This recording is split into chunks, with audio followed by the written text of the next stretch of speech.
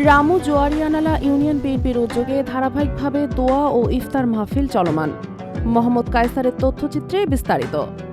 পবিত্র মাহে রমজান উপলক্ষে বাংলাদেশ জাতীয়তাবাদী দল রামু উপজেলা শাখার জোয়ারি আনালা ইউনিয়ন বিএনপির ও সহযোগী সংগঠনের উদ্যোগে দোয়া ও ইফতার মাহফিল চলমান রয়েছে। এই ধারাবাহিকতায় গত মঙ্গলবার বিকেলে জোয়ারি আনালা নন্দাখালী বড়পাড়া ৩ নং ওয়ার্ড জামে মসজিদ সংলগ্ন রোজার ১৭তম দিনে দোয়া ও ইফতার মাহফিল অনুষ্ঠিত হয়।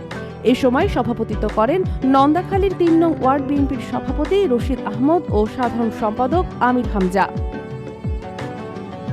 উক্ত দোয়া ও ইফতার মাহফিলে প্রধান অতিথি হিসাবে উপস্থিত ছিলেন জোয়ারি আনালা ইউনিয়ন বিএনপির সভাপতি গোলাম কবির সওদাগর ও সাধারণ সম্পাদক এনামুল্লাহ এনাম, মিজানুর রহমান, নজরুল ইসলাম, ইঞ্জিনিয়ার মীর কাশেম, আলী মিয়া, সৈয়দ করিম, মোহাম্মদ কাজল হোসেন, সৈয়দ আহমদ, মঞ্জুর আলম, সাইফুল ইসলাম, মোহাম্মদ আলী, মাহবুবুল আলম, মোস্তাফিজুর রহমান, মঞ্জুর আলম, মোহাম্মদ গিয়াসউদ্দিন, মোহাম্মদ ফেরদৌস, মোহাম্মদ বেলাল উদ্দিন। এছাড়াও ইউসুফ নবী, জাহাঙ্গীর আলম, মাহবুবুল আলম, মোহাম্মদ ফারুক সহ অঙ্গ সংগঠন ও সহযোগী সংগঠনের সকল নেতাকর্মী ও এলাকার গণ্যমান্য ব্যক্তিবর্গ উপস্থিত হয়ে সকল কবরবাসীর জন্য দোয়া কামনা করেন।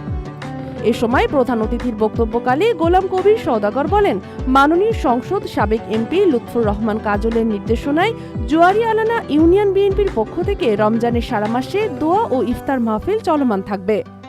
বক্তারা আরও বলেন, উক্ত দোয়া ও ইফতার মাহফিল শেষে সাবেক রাষ্ট্রপতি জিয়াউর রহমান ও ছেলে আরাফাত রহমান কোকর আত্মার মাগফিরাত এবং সাবেক প্রধানমন্ত্রী দেশনেত্রী বেগম খালেদা জিয়ার ও দেশনায়ক তারেক রহমানের জন্য সুস্থতা কামনায় বিশেষ মোনাজাত করা হয়।